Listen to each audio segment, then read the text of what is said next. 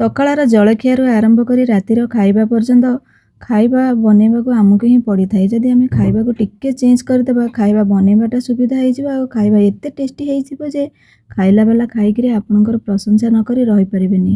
ଆଜିର ଭିଡ଼ିଓରେ ଆପଣମାନେ ସେମିତି ଗୋଟେ ରେସିପି ପାଉଛନ୍ତି ଯେଉଁଟାକି କମ୍ ସମୟ ଭିତରେ ଆପଣମାନେ ତାକୁ ବନେଇ ପାରିବେ ଆଉ ହେଲ୍ଦି ଟେଷ୍ଟି ତ ନିହାତି ଭାବରେ ଅଛି। ଏଠି ମୁଁ ଚାଉଳ ଆଉ ମୁଗକୁ ଆଗରୁ ଭିଜେଇକି ରଖିଥିଲି। ଯେତିକି ଚାଉଳ ମୋର ସେତିକି ମୁଗ। तापर ता सहित गोटे कंचा लंका अदा रसुण देकी आमे ताको चिकन करिक बाटिदबा। आमर बटाटा हो गला। ता सहित मुझे कला चना को भी आगु भिजे रखी देती, सी भी भिजी जाइए। राति मु पकईली आ सोयाबीन भिजी जाइए। ताकू आमे टिके हल्का दरदरा करिक चॉप करदबा। ग्राइंडिंग कले से पूरा चिकन हो। मु बेटर पकईली गोटे कंचा लंका। एठी मु आ सहित भी दउची गोटे कंचा लंका। लंका छोट पिला खाऊले स्किप करि पारंती, किंतु बेसी राग हेनी। मु गोटे गोटे लंका देइची। सब मोर चॉप हो गलानी। एपटे कड़ई बसैकी कड़ईटा भी मोर ताती गलानी। ता सहित मु गोटे टिके तेल पकई दउची आ टिके फुटण फुटेकी गोटे बड़ साइज रे पियाज को भाजी दउची। पियाजटा हल्का भाजी हो गला परे एठी मु गोटे टमाटर रखिथिले ताको भी काटिकी मु पकई दउची।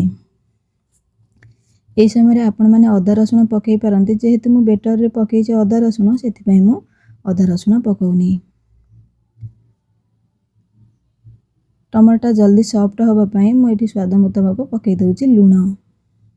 आपण मैंने यही समय रे टमाटर भाजी हो गला परे सीझा आलू दे पारती, जेहेतु मु सीझा आलू पकाउनी। एठी मु गोटे चामच मु पकई दउची बेसन। बेसनटा ताकू टिके आमे तेल रे भाजीबा, तार कंचा बास्ना जीवा पर्यंत। तापरे मु एठी पकई दउची छोट गोटे चामच जीरा गुंड, धनिया गुंड, हल्दी गुंड और लंका गुंड। बस एतिकिरे आमर बढ़िया गोटे रेसिपी और टेस्टी हेल्दी आपण मैंने तो निहाती बनईकरी खाइले जानी पारिबे। टेस्ट को दुई गुण करबा पई हाफ चामच एथिरे आमचूर पाउडर दे दउची। आ सोयाबीन और चना को आमे जो चॉप करी रखिथिले एई समय रे आमे पकई दबा। टिके मु सिझिबा पई पानी दे दउची, जेहेतु हमर कंचा कंचा अछि हमर चनाटी टिके सिझी गले से भल लागिबो। 2-3 मिनट पई सिझेइगिरी देखंतु बढ़िया हो जाइए। तापर आमे लास्ट रे पकई दबा धनिया पत्र। एपटे बेटरटा भी आमर बढ़िया से आहरी टिके नरम हो गलानी। ताकू स्वाद अनुसार लुण पकईगिरी एपटे तावा मु बसई देइछि। तावा गरम हो गलानी। बेसी तेल भी आमर एथिरे लागिबनी। आर आपण मन तो देखुथिबे केते कम तेल रे आमर गोटे एटी हेल्दी रेसिपी बनि जाउछि।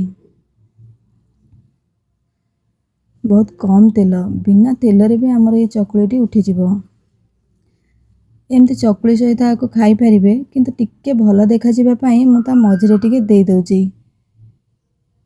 सानरु बड़ तो समस्ते अधा आखिरे ही खाई दियंती। आखि की जोटा भल लगी थाए आ मन तो संभाली हबनी खाइबा पई। टिके भल देखा जिबा पई मु ता मझिरे टिके शेप देई दउची।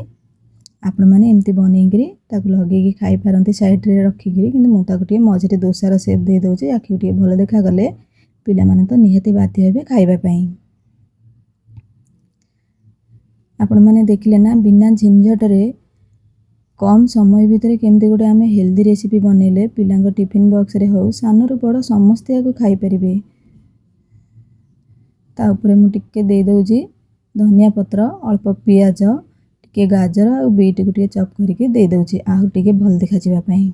निहाती एमती बनैकरी खांतु आ खाइकरी तो घरे हमर एत्ते खुशी हे गले जे मु विश्वास करनथिले रेसिपी एत्ते टेस्टी हेतिबा। मु भी फर्स्ट टाइम पई बनैली। देखंतु बेसी तेल हमर एथिरे दरकार नाही। कम तेल रे हमर ये आराम रे उठी जिवो तावारो। आ बेसी झंझट भी करिया को पड़िबनी। कम समय भितर हम एठी गोटे चटपटा रेसिपी बनाउछे। बस राति रे पकेले सकाळे ताको बाटिले पिलांग पई आमे रेडी कर देले। टिफिन पई तो ये पूरा ठीक ठाक रेसिपी। छोट पिलारु आरंभ करी बड़ मनुष्यंकर समस्तंकर ये पसंद हे जिवो। आमको भी काम करबा पई सुविधा हे जिवो। कम समय भितर आमे गोटे बढ़िया रेसिपी एठी बनाउछे। आशा वीडियोटी आपण मानकु निश्चित भाव में पसंद आस्तिबो। वीडियोटी जदि आपनको भल लागि थाए छोट लाइक टिए करिवे। किपरि लागला मते कमेंट बॉक्स रे निहाती भाव में जणैबे। आपण माने निहाती एमती बनैकी रेसिपी खांतु आ तापरे मते जाई कमेंट बॉक्स रे जणांतु। आ लाइक शेयर सब्सक्राइब करबा को केबे भी भूलिबेनी। रहूची नमस्कार।